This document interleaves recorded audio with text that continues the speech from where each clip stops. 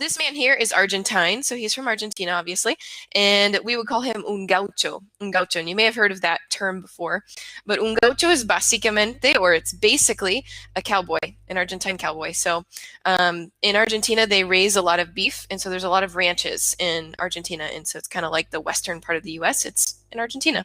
So this is an Argentine cowboy, un gaucho, and he is tomando yerba mate. So what is he? He's drinking yerba mate, which is like it's an herbal tea, and basically what they do is it has a special straw in a cup, and you basically just put a whole bunch of leaves, like herbal leaves. It's a special mix, and then you put water in this straw, which I wish I had mine with me.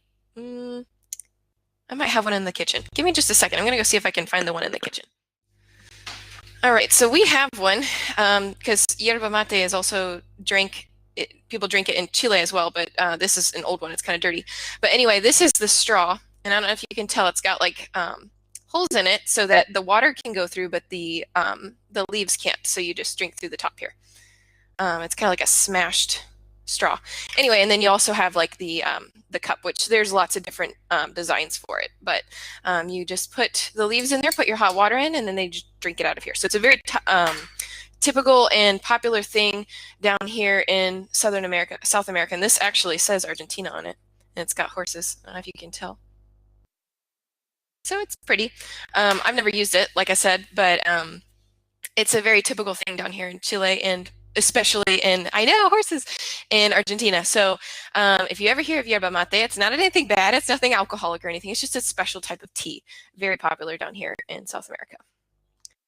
Okay, so we have a new verse this week. It's Jeremías 29:11. So you guys probably know this verse in English, or have at least heard it multiple times.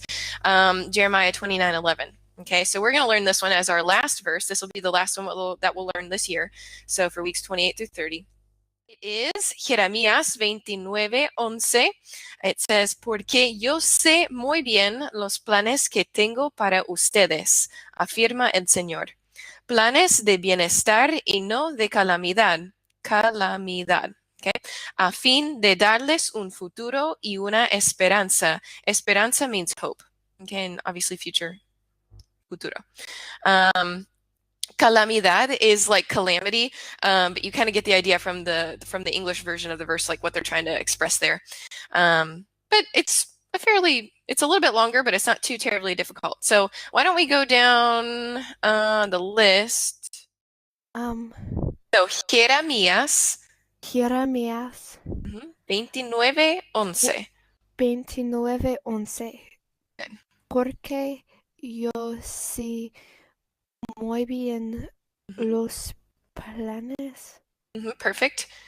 que tengo para ustedes, afirma el Señor. Planes de bienestar y no de calamidad. Very good. A fin de darles un futuro y una esperanza. Very good. Nice job, Elena. Muy bien. So let's go ahead and do a little bit of review. So I wanted to review really quickly just what we looked at last week. So we looked at affirmative and negative words, and we also looked at ER and IR verbs in the preterite. So real quick with these ER and IR verbs, it should have been fairly straightforward. It's very similar to the AR preterite for regular verbs. It's just a different ending. So same process, you take off the ER, IR endings, and you add the appropriate ending, which is E. So we pronounce it E. It's an I with an accent. So it's E, then iste, io, imos, istes, and ieron. So this verb's correr, it means to run. So correr would be yo corrí, tú corriste, él, ella, usted corrió, nosotros corrimos, vosotros corristeis, and then ellos, ellas, ustedes corrieron. And remember that the ER and IR endings are identical, the same thing. So vivir, the verb to live, would be yo viví, tú viviste, él, ella, usted vivió, nosotros vivimos, vosotros vivisteis, and then ellos, ellas, ustedes vivieron. Okay, now the yo and the ella usted form, or the yo form, the first person, and the third person singular forms have accents. So you need to make sure that you include those, because if not, then it doesn't look, it looks like a different tense. Okay, so you have to be careful with that. So, corrí 5 kilómetros esta mañana. I ran 5 kilometers this morning. I did not do that. I probably should, but I don't. Jorge vivió con nosotros por 3 meses. Jorge lived with us for 3 months. Okay? So, fairly straightforward, the idea with that. The only thing that we want to remember here is, just like how in the AR preterite, for the AR verbs, the nosotros form is the same as the present tense. It's still just amos. It's the same idea with IR verbs. The emos ending is the same in the present and the past tense, okay, in the preterite. So we have to just know by context whether we're talking about something that happened in the present tense or in the past tense. So for this sentence, it says vivimos, which could mean we lived or we live, but it says vivimos en una ciudad antigua el año pasado. So this año pasado here means last year.